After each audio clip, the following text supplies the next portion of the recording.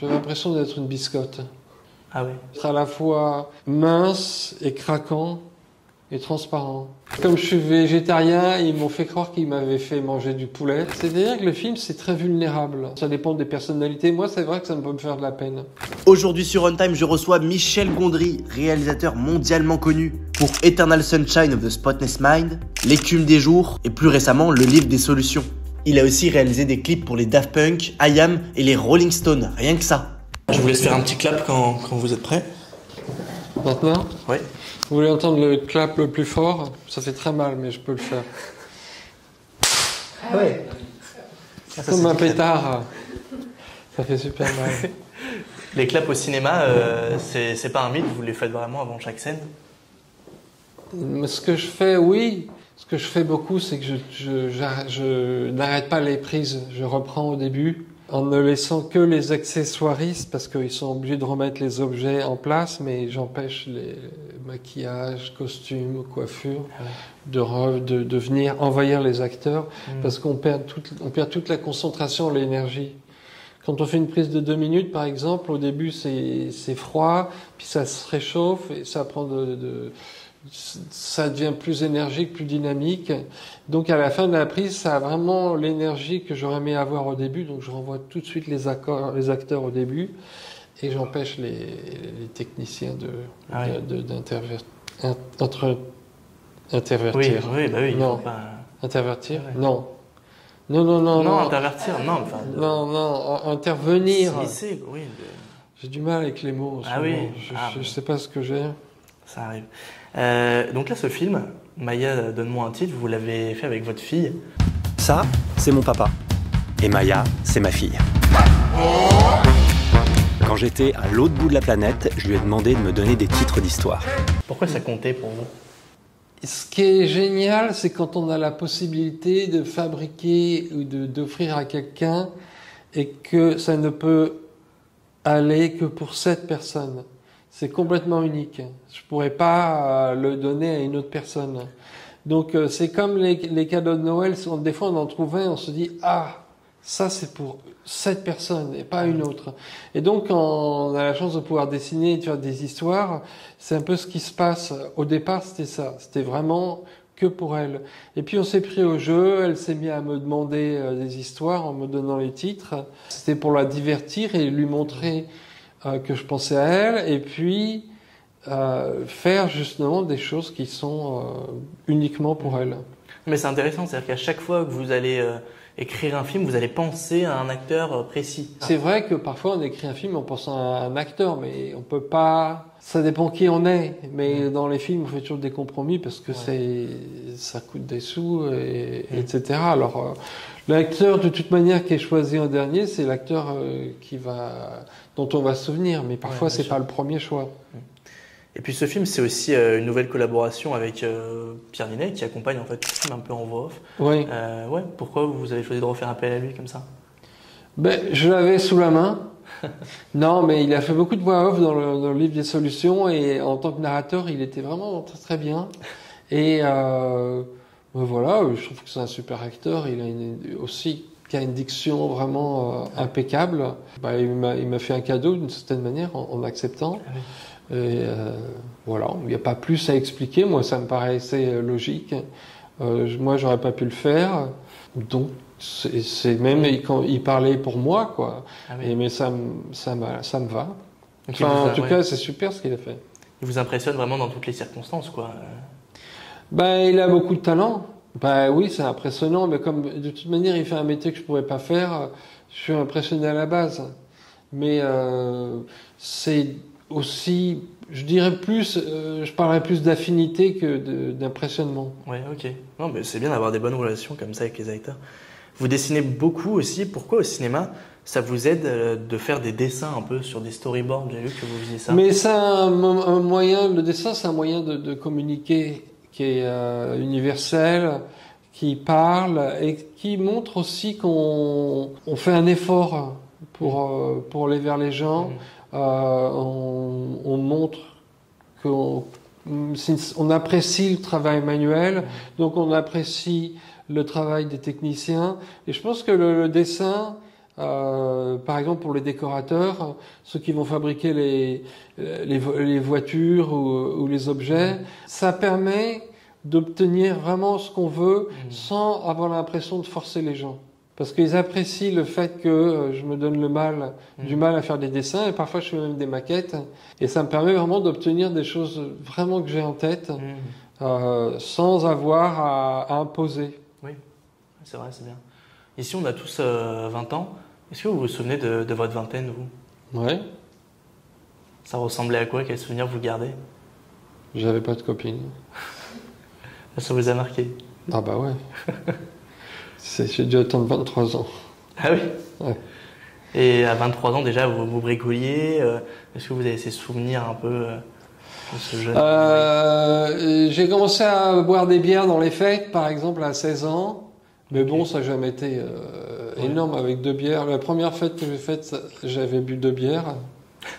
Et comme je suis végétarien, ils m'ont fait croire qu'ils m'avaient fait manger du poulet, alors que c'était même pas vrai. Et ils disaient qu'il y avait une pizza au poulet qui m'avait fait manger. Et je me souviens, on était 15 garçons pour une fille. C'était toujours la galère pour trouver des fêtes, parce que mes copains, ils étaient assez punk. Ah. Et donc ça dérangeait. Ouais, c'est vrai. Donc mes 20 ans, c'était ça. C'était à l'âge où j'ai dû sortir de l'école. J'avais pressé un disque vinyle pour mon groupe. À l'époque, ça s'appelait Vietnam Rafale. Ah ouais. Ah ouais, donc musique. Et j'ai un diplôme de tapisserie, de tissage. Ok. Et je dessinais. Mais ce qui était intéressant, c'est que quand je suis arrivé dans mon école de dessin, vers 14 ans, jusqu'à 14 ans, j'étais toujours celui de la classe qui savait dessiner. Et là, à 14 ans, en rentrant en seconde, je me suis retrouvé avec un groupe d'élèves qui savaient tous dessiner. Donc ils venaient de tous les coins de France et c'était vraiment enrichissant. On a gardé nos amitiés depuis cette époque. Avec la musique, ça nous a aussi maintenus ensemble. Et Eternal Sunshine, vous aviez quel âge à ce moment-là? Donc c'est il y a 20 ans maintenant, je vais pas dire le chiffre. 40 ans. J'avais 40 ans, donc je dois avoir 35. Oui. Oui, on va dire 35. Ah oui, donc très bon souvenir, 35, de pouvoir faire à cet âge-là, j'imagine, un projet de telle envergure. Ça a pris du temps. Hein, j'étais à Los Angeles pour faire un film, et avant de trouver un projet qui me plaisait, j'ai quand même attendu 6 ou 7 ans. J'ai passé mon permis, je pense, vers 32 ans.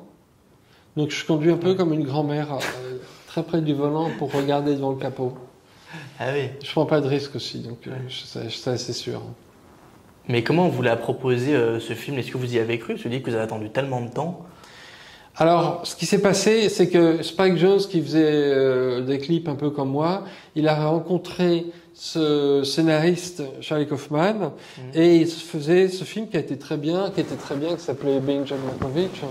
Et j'ai lu le script, et moi, ça faisait 5 ans que je lisais des scripts, ils étaient tous plus nuls les uns que les autres. Et j'avais perdu foi dans le fait qu'on puisse trouver des scripts bien. Et donc j'ai lu le script de Benjamin Malkovich, et j'ai trouvé super. Et après, il m'a fait lire un autre script qui était Human Nature, et je l'ai trouvé très bien aussi. Et donc c'est devenu mon premier film. Et pendant qu'on préparait Human Nature, j'ai un ami qui s'appelle Pierre Bismuth, qui m'a proposé un concept d'effacement de mémoire. Et avec lui, on a écrit une histoire d'une page ou deux, et je l'ai présenté à Charlie Kaufman, et il a fait le script. Ah ouais. C'est passé comme ça. Ouais. Alors si vous dites que vous avez 35 ans à ce moment-là, c'est-à-dire qu'un an avant, parce que vous avez 34 ans, quand on vous propose de réaliser le clip des Daft Punk, Around the World. C'était bien un an avant? C'est en 98. Ouais. En tout cas, je sais un peu plus d'un an avant. Ah voilà, c'est ça. Donc c'est bien avant. Ouais. Et ça, comment on vous le propose aussi Il m'avait déjà proposé un clip et finalement c'est Spike qui l'a fait, puis j'étais aussi occupé, je sais plus. Et j'étais pas sûr que c'était vraiment aussi bien que c'était. Ce côté minimal et répétitif, j'étais pas sûr de le capter vraiment. Et après, bon, j'ai compris que c'était bien. C'est un des clips où vous êtes allé peut-être le plus loin un peu dans votre créativité un peu C'est-à-dire qu'il n'y avait pas de parole, on ne savait pas vraiment où aller. On s'était vu dans un hôtel à Londres et Guy Manuel avait dit que lancer comme ça, on pourrait faire une chorégraphie. Et j'ai relevé le défi. J'avais jamais fait de chorégraphie et ça m'a vraiment branché. J'ai eu vraiment envie de faire une chorégraphie à ma manière. On voit plutôt des plans larges et c'est découpé de manière... c'était très storyboardé. Ouais. Et on suivait vraiment les gens. Tout était vraiment calé avec la musique et la lumière. Donc on voyait vraiment la géométrie de la chorégraphie. C'est ce qui m'a vraiment intéressé.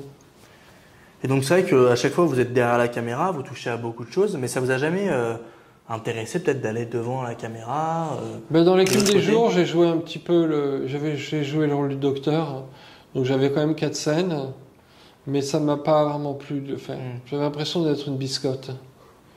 Ah oui. C'est une sensation d'être à la fois mince et craquant et transparent. Ah oui. C'est-à-dire que j'avais aucune idée de ce que je faisais. Heureusement que j'étais avec Romain Duris et Audrey Tautou qui m'ont guidé. Mais je pouvais pas regarder les prises. Ah oui. Et j'essayais d'être sincère, mais je crois que ça va en fait. Mais bon, c'était pas du tout. Et puis je me suis aperçu que c'était vraiment pénible. Et je veux pas ressentir ce que j'impose aux acteurs. Ah voilà. Parce que j'ai besoin de leur imposer ce que je leur impose pour qu'ils soient bons, pour pouvoir raconter une histoire qui fonctionne. Et donc il faut que je sois un petit peu indifférent pour pas avoir pitié d'eux. Et eux, ils ont envie que je les secoue aussi. Ah oui, ça, donc vous n'hésitez pas à secouer, quoi. Mais moi, si, mes acteurs, je suis assez exigeant. Je leur demande de faire des choses pas forcément faciles. Et bon, il y a un ami qui a fait un documentaire sur moi, et quand il me demandait de refaire la prise, j'étais foudrage. Ah oui. Donc je veux pas être acteur. Mais c'est vrai qu'en fait, bon, j'ai pas les qualités, je pense. Oui, on peut pas tout faire. Hein. Non. Et justement, c'est vrai que vos films, à chaque fois, c'est une vraie proposition, quoi. Un truc, c'est un nouveau challenge à chaque fois. Quel poids vous accordez au jugement du public? Parce qu'ils peuvent diviser les films, il y en a qui vont pas. Oui. Ça, c'est un problème. Quand on regarde les films et qu'on est dans une salle avec des gens, et puis quand les gens en parlent, c'est-à-dire que le film, c'est très vulnérable. Ou même le réalisateur est vulnérable aussi, mais ça dépend des personnalités. Moi, c'est vrai que ça peut me faire de la peine. Et on est toujours influencé. Alors, j'ai découvert un truc. Dans l'avion, il passait Microbes et Gasoil, qui est un film que j'ai fait il y a 8 ans. Et je voulais voir la qualité. Et finalement, je regardais de bout en bout. Et c'est la première fois que je regardais un film que j'ai fait tout seul, face au film. Et j'ai vraiment eu un vrai regard, un vrai jugement, sans interférence d'autres spectateurs ou de jugement. Et ça m'a rassuré. Et ça m'a permis de me retrouver avec mon travail comme si on a fait un objet, puis on le regarde. Par exemple, on a fait une peinture, on l'accroche, puis on recule, et on voit avec la distance ce que ça rend. Et est-ce qu'aujourd'hui, le temps, c'est le seul obstacle à votre carrière ou pas, vous pensez? Le temps qui fait? Le temps qui passe? Le temps qui me reste. J'ai pas mal d'idées de films. Maintenant, au départ, c'était dur, mais maintenant, j'en ai beaucoup plus. Et je vois que je pourrais pas toutes les faire. Ah oui? Ben justement, c'est quoi le prochain projet? Là, je termine un film que j'ai fait aux États-Unis, une comédie musicale avec la musique de Pharrell Williams. C'est ça. C'est important. Et puis, je suis en train d'écrire une sorte de film d'horreur. Un film d'horreur? Vous avez déjà fait ça? Non, justement, c'est ce qui m'amuse. Jim Carrey. Concentré. Comme un concentré, du lait concentré. Ah oui, alors là, il faut développer parce que je sais pas. C'est instinctif. Hein. C'est que y a de la substance compressée. Ah oui, d'accord. IAM, le groupe. IAM, c'est Marseille. Ah ouais, forcément. Les Daft Punk. Alors j'ai droit qu'à un seul mot. Oh, vous pouvez plus si ça vous inspire plus. J'ai compris leur musique quand j'ai tourné le clip de Around the World. Par rapport au système de répétition, en fait, ce que j'ai compris, c'est qu'ils répétaient les choses jusqu'au moment où juste avant que ça devienne ennuyeux. Et là, ils changent. Ah, intéressant. Ils poussent jusqu'au bout de la patience. Et après, ils changent. Alors, je ne sais pas si c'est ce qu'ils veulent faire, moi, c'est comme ça que je l'ai vu. Et c'est assez intéressant comme principe. Ah oui, complètement. Terminé. Ambisome et très droit. Ouais, c'est vrai, ça lui ressemble. Kate Winslet. Kate Winslet, c'est la durée et la beauté. Ouais. Virginie Efira. Elle est ronde et carrée. Ouais, c'est vrai. Christopher Nolan. Lui, il est carré et carré. Ah oui. Et Rolling Stone, pour finir, les Rolling Stone. Et des rides et des cigarettes. Ouais, je pense un petit peu à Keith Richards. Et Maya? Maya, c'est ma fille. Voilà. Bon, bah génial, merci beaucoup. Super. Génial. Merci.